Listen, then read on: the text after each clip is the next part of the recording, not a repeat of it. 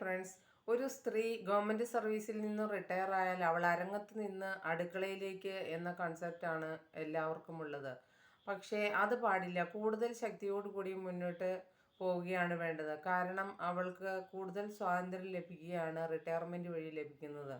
അവളുടെ കുടുംബാംഗങ്ങളോടൊത്ത് കഴിയാനും വീട്ടിലെ കാര്യങ്ങൾ ഭംഗിയായി നിർവഹിക്കാനും സന്തോഷപ്രദമായി യാത്ര ചെയ്യാനും ഏറ്റവും പറ്റിയൊരവസരമാണ് റിട്ടയർമെൻറ്റിന് ശേഷം.